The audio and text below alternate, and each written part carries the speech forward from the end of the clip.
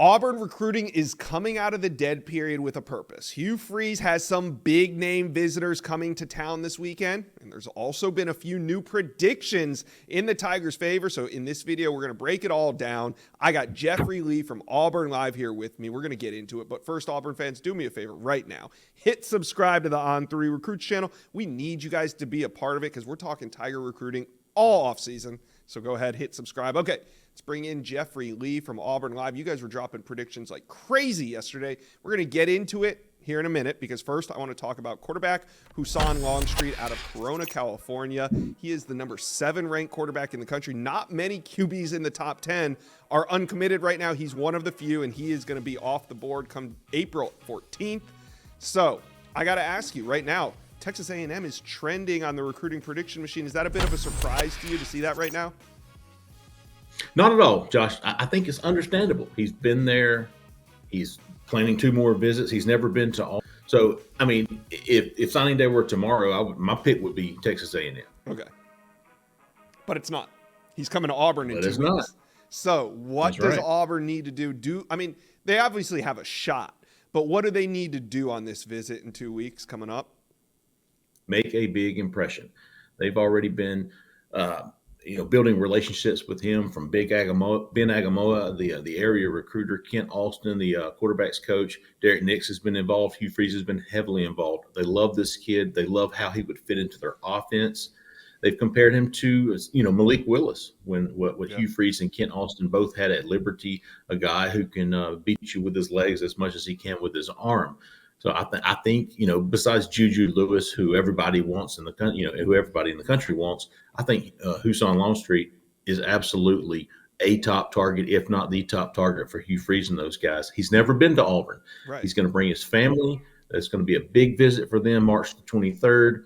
So A&M obviously has the buzz, understandably so, but Auburn, they're really, really making up some ground here. They're closing that gap, and they've got to use this visit to make a big enough impression to get over that hump that A&M presumably holds. What's he going to do from March 22nd to April 14th? Because we know he's going to enjoy his visit to Auburn. There's going to be a visit high, but do you see that wearing off from the 22nd to April 14th? What can Auburn do to keep him engaged? Communication. You've got to build that in-person relationship. They haven't been able to do that much. Ben Agamoa has been out there to California. I think he went to visit him in December. And Hugh Freeze, but the in-person contact, that's what's going to be so key on this visit, is getting that face-to-face with mom, with dad, with the quarterback as well. So, and then building from that, taking that communication virtually through the month of March and into April, and hopefully, winning out there at the end. All right. So is Texas A&M the only threat that you see standing between Auburn and Longstreet? Probably not the only one, but as of right now, I think it's the biggest. I mean, I think it's, even our guy Chad Simmons thinks this is an A&M Auburn battle, and the kid's not been to Auburn yet.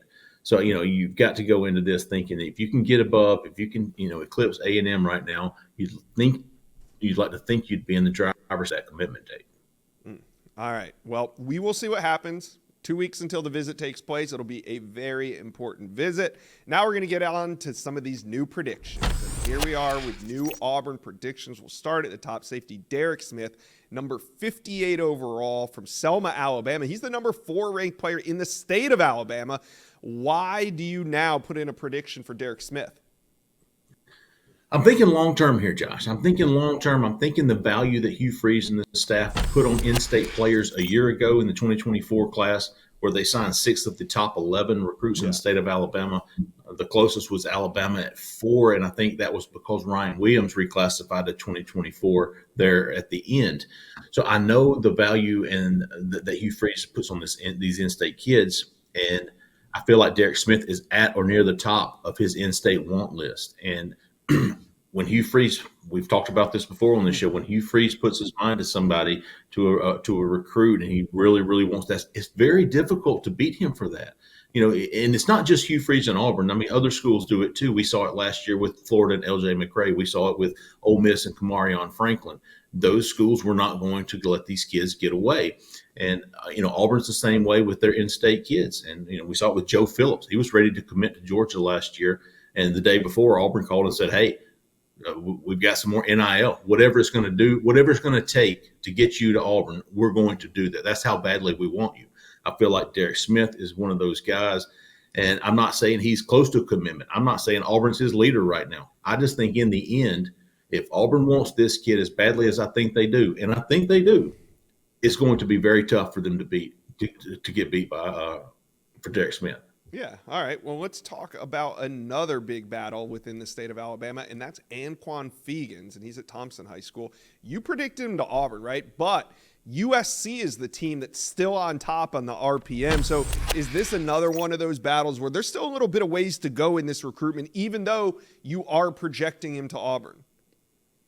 Yeah, I think, USC, he's coming on. He was committed to USC, so that RPM is probably a little slanted because of his previous commitment. It's a little stale. There you go. However, Fegan's is another one of those in-state guys. I have talked to him face-to-face. I've seen him after a visit to Auburn, and he is very high on Auburn. He's very high on the staff. But like you said, this is a long-term pick. Yeah. This is a December pick. Holler back in December, and let's see where things stands. But as of right now, he's another in-state guy, top 5 in-state kid that Auburn has highly prioritized. And there's relationships there with Charles Kelly, prior relationships with Charles Kelly coming over from Alabama. Wesley McGriff was another big relationship guy. And I feel like Georgia's obviously going to be tough. Alabama's going to be tough. Both of those schools are going to be tough. It's not going to be easy. But I do feel like in the end, Auburn will put a high value on this kid, and it'll be tough to get them away. All right. Yeah, and I think Alabama, you're right. Alabama's going to get involved in this one as well. It's going to be a battle for Fegan's, but I do think Auburn has a good shot here. Speaking of good shot, let's talk about defensive lineman Andrew Maddox. He's out of Hattiesburg, Mississippi. He's 6'3", 270, the number 8 ranked D lineman in the country. Now, Ole Miss still with a slight lead on the RPM, but you guys put a pick in. What are you hearing on Andrew Maddox in Auburn? A lot of good things.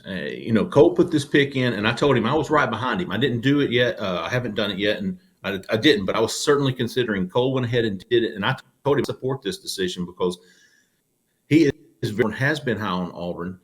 Now, the key here is going to be, will he want to follow his older brother Anthony to Ole Miss? Will Ole Miss make him a priority like they did Kamarion Franklin a year ago? Are they going to be tough to get him out of the state of Mississippi? So that was why I was a little bit hesitant to put my own pick in, but I fully understand Cole putting one in. Andrew Maddox visited Auburn several times last year. He likes it. He loved Jeremy Garrett. This is going to be key here for Auburn. He loved Jeremy Garrett, who left in December to go be the defensive line coach at Jacksonville for the Jacksonville Jaguars. However, Vontrell King-Williams, who was Garrett's GA last year, is now the defensive line coach at Auburn. So that relationship carries over. So I do think I think it's going to be tough to get him out of Mississippi. I really do. I think Ole Miss is going to be tough to beat, but I do feel like if he does, then Auburn's going to be right there with him. He's going to be back on campus a couple more times before we see what he does. Yeah, there's a really good crop of elite prospects in the state of Mississippi this year. It'll be interesting to see how many Mississippi State and Ole Miss can hold in state with all these top programs on them trying to convince them to leave the state. All right, last name we're going to hit on in the new predictions is a name that Inside Scoop listeners are familiar with, especially if you tune into these Auburn videos. Offensive tackle Tavares Dice. He's the number 242nd best overall, 22nd ranked offensive tackle, and Auburn has taken the lead over UF on the recruiting prediction machine, partially because you guys dropped some picks in. But this has been a two-team battle for like the last 6 weeks. Do you think that Auburn has kind of turned the corner here and kind of taken the lead of this recruitment? Yeah, I do. And of the three that I put in, Smith and Dice, I feel best about this one. I really do. He hasn't been shy about saying, "Hey, Auburn's my favorite right now." Of course, we know that doesn't hold much water anymore, but he's backed that up with actions in saying that I was going to commit in the fall now, and then he moved it up to the end of the summer, then the first of the summer. Well, now he's ready to commit at the end of March. And so if you're Auburn and you're feeling like you're the favorite right now and continue to be the favorite, you've got to feel like you're in the driver's seat to that commitment date, which he hasn't set, but he did put the time frame of the end of March. So he's already planning to come back to Auburn for a spring visit before then. Even some of his friends, Dontrell Glover, his teammates have said, man, Auburn's going to be tough to beat for this guy. He really likes Auburn. And Jake Thornton and those guys at Auburn have prioritized him, made him feel like a priority. I feel like Auburn is extremely going to be extremely tough to beat for Dice, at least at this point right now. Of the names that we talked about, of the new predictions, do you think that Dice is probably the most likely to end up in the class, would you say, or one of the other names? Yeah, absolutely. I do. And probably sooner than later. Okay, and that's huge. Big time need, offensive tackle. We followed that recruitment, or we followed that position group a lot with Auburn last cycle, so we know it's a priority again this year. And you guys made a couple more predictions. If you want to check those out, go to Auburn Live. Jeffrey Lee and Cole Pinkston do an incredible job covering recruiting there. Go check out all those predictions that dropped this week. Jeff, appreciate your time stopping by today on the Inside Scoop. Absolutely, Josh. Thanks for having me. Thank you for watching this video, and if you enjoyed that, go check out the hundreds of videos that we have on this channel, and also do me a favor, hit subscribe to the On3 Recruits channel.